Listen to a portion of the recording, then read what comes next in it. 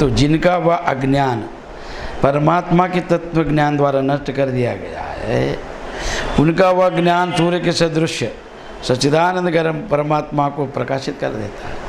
भी वो मड़के में ढका है, तो अभी आपने को प्रकाश लेना है, देखना है, तो घड़े को निकाल दो ना, इसको फोड़ दो, उसमें है वो दिखाई देगा ना। सूर्य देव को ना बादल ढक लिया है तो सूर्य अदृश्य है, प्रकाशहीन है। नहीं, बादल बीच में है, कितना देर में रहेगा? 10 मिनट, चला जाएगा, प्रकाश आ जाएगा। अज्ञान आवरण किया आपका बुद्धि को, ज्ञान को ढका है। अभी घड़े में रखा हुआ ज्योति जैसा बाहर नहीं दिखता, उसको आवरण है, ढका हुआ है, तो उसको निकाल दो, पर्दा को, पर्त को, और जो उपाधि है उसको हटा दो। तो ऐसा ज्ञान प्राप्त करने के बाद वो जो है परमात्मा सूर्य के सदृश है, उससे सच्चिदानंद है, परमात्मा को प्रकाशित कर देता है। वो आत्मस्वरूप अपने आप जागृत हो जाता है। अज्ञान जब मिट जाता है, जिनका वह अज्ञान परमात्मा के तत्व ज्ञान द्वारा, परमात्मा का तत्व ज्ञान, परमात्मा का तत्व है तत्व से मूल से जानने वाले कि परमात्मा सच्चिदानंद है, नाम रूप रहित है, अनाम है। और नाम किसको रखा था? किसका नाम है? कौन नाम लेके आए? कौन नाम लेके जा रहे? ये मूढ़ता है, शुद्ध अज्ञान है। कौन लेके आया था? धर्म को, ये नाम को, गोत्र को कौन लेके जा रहे हैं? मनुष्य की इजाज़त है, नाम गोत्र मित्र कोई नहीं, ऋषि मुनियों ने किया है, ईश्वर ने नहीं।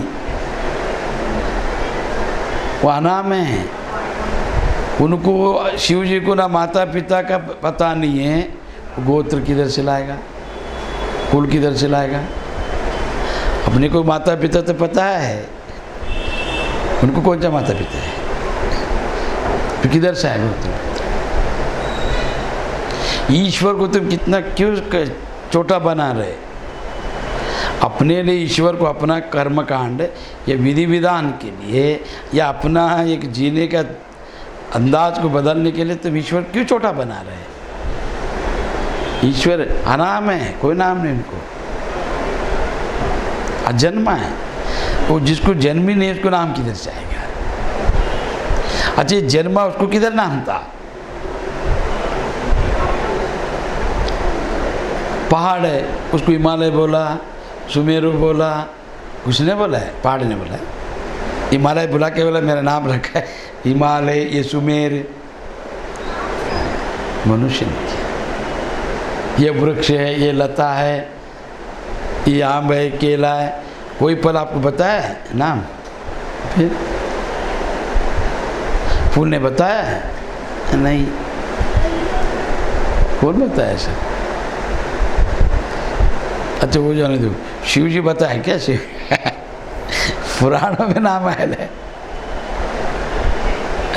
अनाम है सब। जो निर्गुण है वो निर्गुण ही बनेगा, और सगुण है सगुण में ही जाएगा। इसके लिए उसमें अज्ञान परमात्मा के तत्व ज्ञान द्वारा, तो ईश्वर अजन्मा है, अखंड है, अनंत है, वो सब है। अपना भारत में सनातन धर्म है, बाकी मुसलमान देश में नहीं है, समझ समझो, उधर भी आकाश है। भारत में आकाश है, उधर नहीं है। मेरे घर में आकाश है, बाहर नहीं है, सब जगह है। इसको सीमा में क्यों बांध रहे हैं? तुम असीम नहीं बन सकते, ये बोलो, ठीक है, मगर वो तो असीम है, उसको सीमा में बांधा है उसने। ये शरीर अपना सीमा है, नाम है, सीमा है। तो इसके लिए तुम उस सीमा से परे हो जाओ, असीम बन जाओ, मुक्त हो गया है। उसके लिए कितना टाइम लगता है? उपाधि भेद है और कुछ भी नहीं है। उपाधि से भेद है और क्या है? और सिंपल उदाहरण दिया राधा कृष्ण ने, जब बांसुरी बजा, राधा घर पे नहीं छोड़ रहा था, हे वो कौन है? कृष्णा बराबर नहीं है, वो आदमी लपंग है, ये वो सब बांसुरी बजा के मोहित करते हैं, सबको बांधा गोपियों। उन्होंने पानी भरने के बहाने आया, मड़का लेके, मिलना है ना, तो भक्त है तो भगवान से मिलने आएगा, प्रिय से प्रिय से मिलने आएगा, है ना, शिष्य तो गुरु से मिलने आएगा। तो उस दिन पानी भरने का बहाना आ गया, तो बैठ गया, बहुत बातचीत हुआ। फिर जल लेके बोला, ये क्या है कृष्णा, तू कौन मैं कौन, ये भिन्नता क्यों, ये बंधन क्यों। फिर उन्होंने क्या किया, मेरे को उसका उत्तर दो, पूछा राधा ने। कृष्ण बोले, जरा वो क्या लाया लेते मटका, किसके लिए, पानी के लिए। तो जल भर ले, बोले नदी यमुना जी का पानी भर लिया। बोले ये यमुना कितना बड़ा है, बहुत बड़ा है, बहता है, और इसमें तो पानी भरा, ये कितना है, छोटा है ना। अब ये गड्ढे का पानी, यमुना का पानी भिन्न है कि एक है, एक है, अभेद है ना, भेद नहीं है। भेद कभी दिखा गड्ढे में भरने के बाद, उसको फोड़ दो बोला, जिसमें लिया था छोड़ दो बोला। वो जैसे गड़ा टूटा, उसमें ही कहा, उसमें मिल गया, हो जाने दो। एक तालाब बना है, उसमें कैसे लकड़ी डालो, दो दिखेगा ना, लकड़ी निकाल दो, वो एक ही है, हो जाने दो। धागा ले लो, धागे में गांठ मारो, दो दिखते हैं ना, गांठ छोड़ दो, वो एक ही है।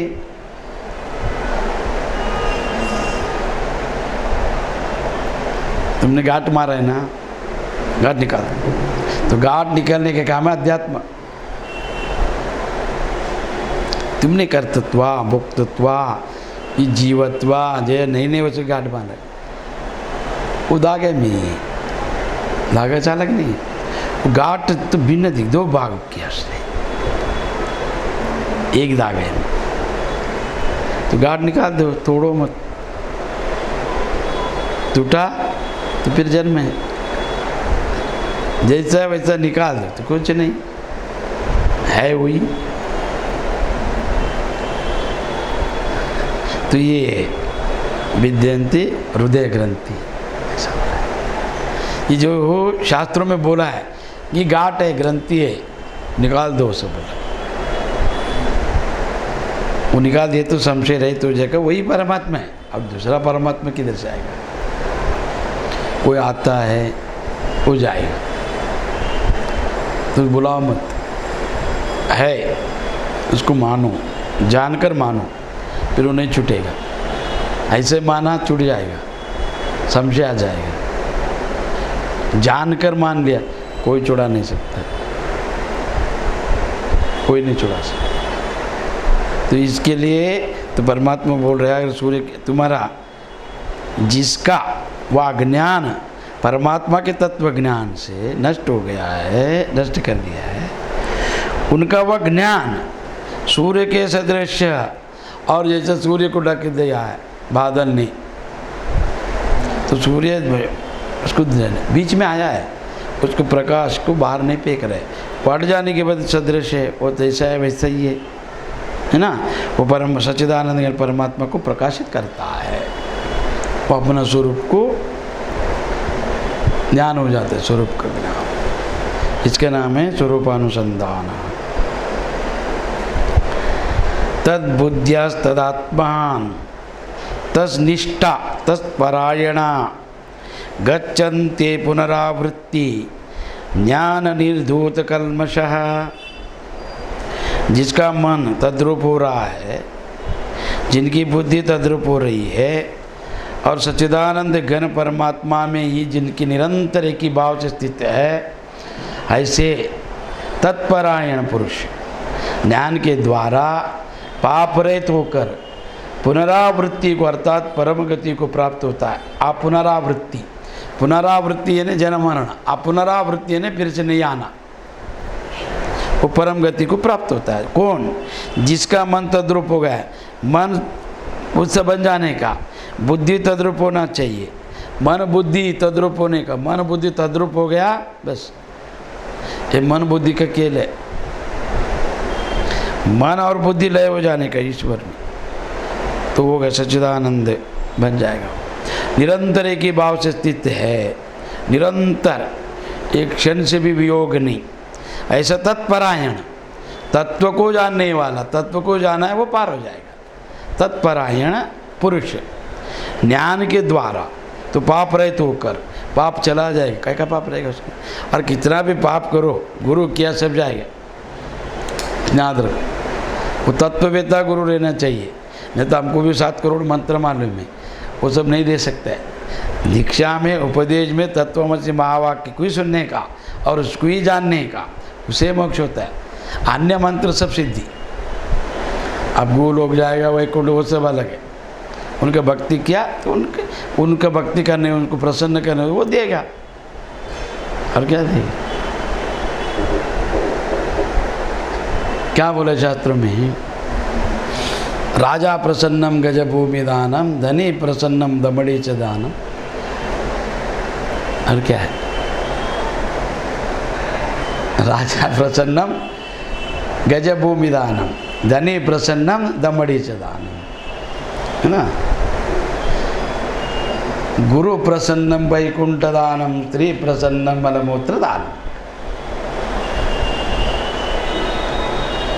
तो ये राजा को प्रसन्न किया एक आदमी, कि उसको लगा कि मैं राजा का चापलूसी करेगा, उसकी सेवा करेगा, उसकी सेवा चापलूसी चुगली वो सब करने से राजा प्रसन्न हो जाता है। प्रसन्न होकर क्या दिया उसको, एक हाथी दिया, ये जमीन दिया, ये ले लो तुम करके खाओ, है ना।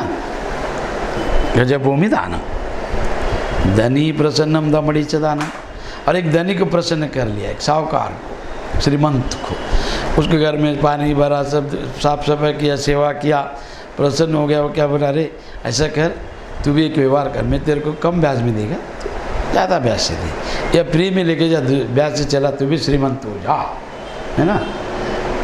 धनी प्रसन्नम दमड़ी च दानम, स्त्री प्रसन्नम मलमूत्र दानम। तो स्त्री प्रसन्न करके लेने के लिए वो जितना चेष्टा करता है, उनको भी जैसा अभी सेवा करता है, किसका, एक राजा का सेवा किया, उसको गजब भूमि मिला, है ना, हाथी मिला और भूमि मिला। एक साहूकार को प्रसन्न करके लिए तो उसको पैसा मिला। स्त्री प्रसन्न करने के लिए वो कुछ नहीं करेगा, उसको वस्त्र लाएगा, घुमाएगा, खिलाएगा, पिलाएगा, उसके घर वाला का पूरा सेवा करेगा, अपना मानेगा, तब वो क्या करेगा, मलमूत्र संचित शरीर देगा। तो उसमें क्या है, मलमूत्र से बना हुआ शरीर और मलमूत्र से प्रेरित वो उसका अंदर है, और मलमूत्र विसर्जन के लिए शरीर, और कई के लिए स्त्री प्रसन्न मलमूत्र दानम। और क्या है, वो दान बोले गर्भदान। क्या है, गर्भदान के लिए क्या देते हैं, बीज, रेतस, वो क्या है, सप्तधातु से बना है, वो किससे बना है, अन्न से बना है। तो ये क्या है, मलमूत्र दानम। और क्या देगा, अगर आदमी को सब बोलना नहीं चाहिए, एक इंसान जब छोटा रहता है बच्चा, तो मलमूत्र में खेलता है, तो माँ उसको है ना ये नहीं करते, द्वेष नहीं करते, उसको धुलाते, नहलाते, अपनाते। बड़ा होने के बाद है ना, वही लड़का मलमूत्र से द्वेष करेगा, देखेगा नहीं, स्पर्श नहीं करेगा, हाँ बुरा लगता है उसे। भोजन करने के टाइम उसको अच्छा लगता है, मलमूत्र त्यागने के बाद उस मलमूत्र का ध्यान भी नहीं करता है, देखता भी नहीं, अच्छा नहीं लगता है ना उसको। मगर वही मलमूत्र को, वही वासना को प्रेम के रूप में चयन करता है, बुद्धि है, तो बुद्धिजीवी है। एक शरीर निर्मित के लिए एक चेतनावान शरीर चाहिए, बस। काम से संतति उत्पत्ति, काम का दूसरा कोई प्रयोजन नहीं है, संतति। और वो भी धर्म से विवाहबद्ध किया तो तुम योग्य है, उसका क्या लेन देन है। और संतति के लिए केवल काम ही चाहिए, फिर ये विवाह वो सब क्यों। सनातन धर्म में आज पहला जो बताया गीता में, पहला यही आया, वर्ण संस्कार नहीं होना चाहिए। अलग अलग जाति, अलग अलग धर्म, अलग अलग बुद्धि, तो एक ज्ञान रहेगा तो उनको रोग नहीं आएगा, संस्कार बचेगा, परिवार बचेगा, डर रहेगा, परंपरा चलेगा। इसके लिए बनाया गया ऋषि मुनि ने। अभी लगता है कि क्या है, विवाह किसके लिए, संतति ऐसा ही होता है, पहला सबको पता है भोग से संतति होता है। मगर धर्म से विवाह करके क्यों संतति पैदा कर, क्यों बोल सकते ये मेरा है, यह आपका है, ये ऐसा, इसका पुत्र है, इसका ये वंश का है, ये कुल का है, ये धर्म का है, ये घर का है, तो वो सब बता सकता है। लीगल, अनलीगल है तो कैसे बताएगा? बता सकता है ना। तो इसके लिए बनाया गया है। पर लोगों ने उसको क्या, अभी तो बुद्धिवादी लोग हैं, एक तो प्राकृतिक विषय है, ठीक है, प्राकृतिक ही विषय है, प्रकृति जन्य है, पर आपको उसमें चाहत अगर विषय वासना है तो तृप्त करने तो वापस स्त्री पुरुष चाहिए, तो संतति नहीं चाहिए, नहीं, संतति चाहिए, उत्तम चाहिए, ज्ञानी चाहिए, त्यागी चाहिए, बलवान चाहिए, गुणवान चाहिए, तो धर्म से करो। कि पाप है क्या? संतति, पाप से कोई जन्म नहीं लिया है, पाप से कोई जन्म नहीं लेता है, ये पापी बनाते हैं लोग।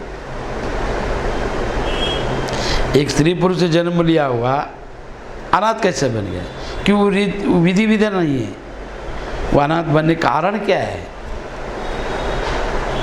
तुमने शादी नहीं की, विवाह नहीं किया, खाली संतति भोग किया, वो आ गया, उसको क्या पता है उसने क्या कर्म किया था, मगर उसको भोगना पड़ रहा है। अनाथ आश्रम को क्यों बना है? ये वृद्धाश्रम किसके लिए है?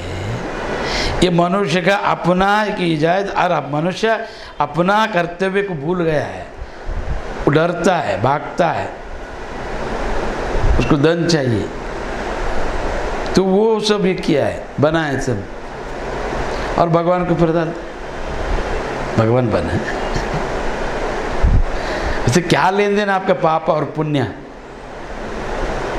पुण्य किया है तो आपको पता है, पाप किया आप पता है।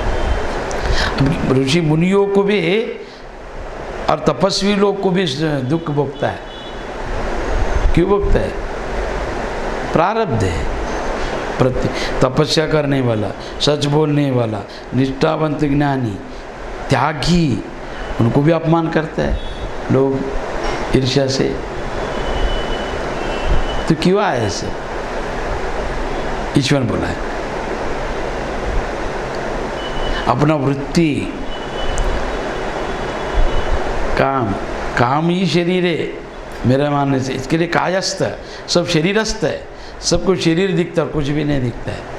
और उसको अलग अलग ये लोग छुपा के क्या क्या बोलते हैं, ये मैं नहीं मानता है। सबको भावना शरीर में, ये क्या है? करो शादी करो, धर्म से विवाह करो, संतति उत्पत्ति करो, बुद्धिमान संतति, ध्यान करो, ध्यान करके संतति उत्पत्ति करो, समाज कुछ दे, समाज को कल्याण करने वाला पुत्र आए, वीर शूर आए, ज्ञानी पैदा हो, वो लोग कल्याण करेगा। ये पुण्य कार्य है। ये चुपके क्यों करना है? क्या है इसमें ऐसा? किसको अगर बोला कोई उसको गाली देना, कोई बोला गलत है तो उसको अवहेलना करना, ये क्या है? और ये कनिष्ठ विषय क्यों छुपा रहे? प्राकृतिक विषय है, सहज है, तो उसको इतना छुपाकर या उसको इतना मन में अलग भावना लाकर, पाप भावना लाकर, ये कुटिलता से क्यों कर रहे? क्या इसमें क्या ऐसा है? विचार के तो कुछ भी नहीं, प्राकृतिक जन्य विषय है। और प्रकार से, और जानने से छूट जाता है, वासना छूट जाता है जानने से, विरोध करने से, नहीं मानने से, चुपके करने से बढ़ता है। जिसके ऊपर जितना खुला बोलोगे, जितना ध्यान करोगे, जितना उसको जानोगे, ये प्राकृतिक है, सहज है, इसमें कुछ लेन देन नहीं, तो उतना छूट जाएगा उससे, उसमें कोई भावना नहीं रहता है, वासना नहीं रहता है।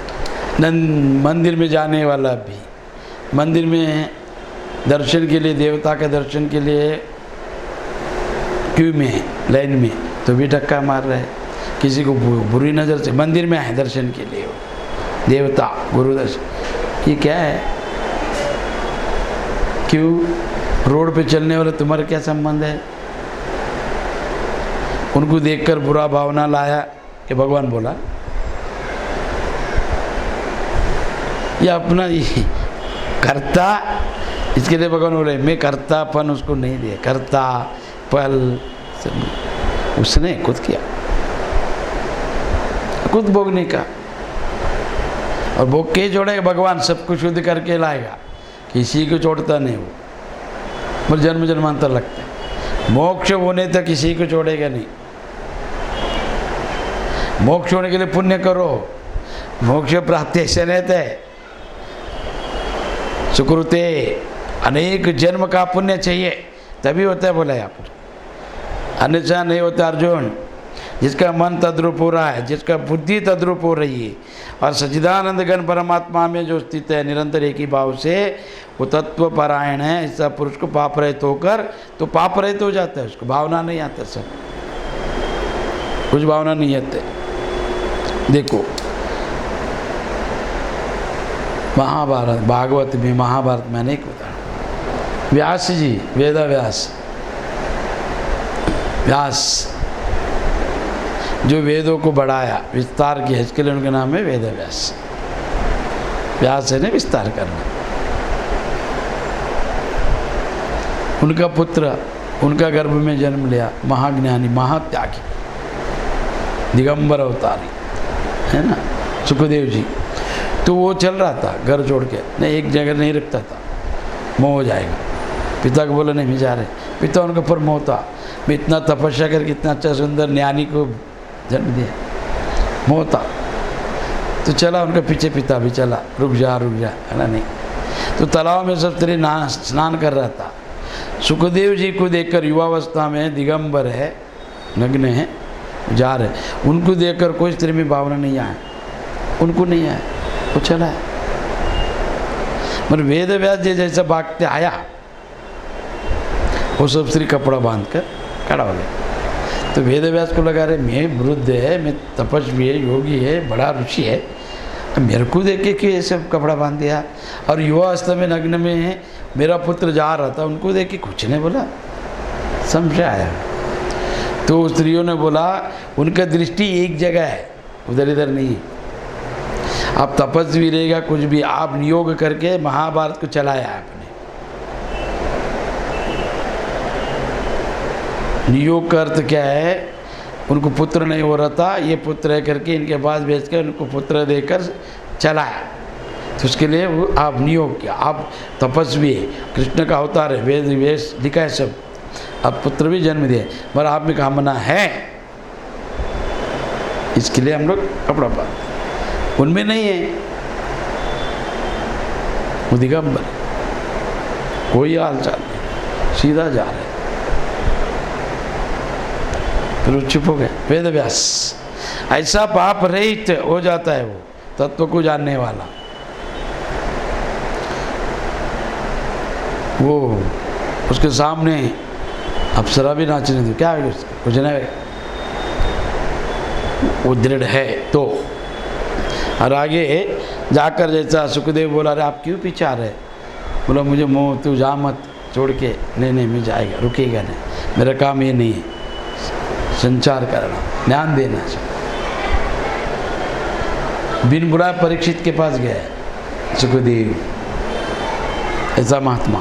और वेद व्यास को देख के उन्होंने क्या किया, जल लिया हाथ में और एक वृक्ष को, पीपल का वृक्ष को फेंक दिया पानी। तो उसमें सब आप देख रहे हैं, सब एक एक पत्ता में सुखदेव दिख रहे हैं। तो वेद व्यास सब देखते उधर ही खड़ा हो गए, आगे बढ़ा नहीं, फिर वो चला गया। ऐसा जैसा पाप रहित होकर एक ही पुनरावृत्ति को प्राप्त होता है। पुनरावृत्ति ने आना, गमनागमन है ना, आना जाना। तो ये ऐसा नहीं हो गया, परम गति को प्राप्त होता है, मोक्ष को प्राप्त होता है। विद्या विनय संपन्ने ब्राह्मणे गवि अस्ति नहीं, सुनि चैव शुभाचे पंडिता समदर्शनी। ये कल बताएगा ये क्या है। जय जय गुरुमंगलम पार्वती पतिश्वर राम महादेव। ये विषय बहुत अच्छा है।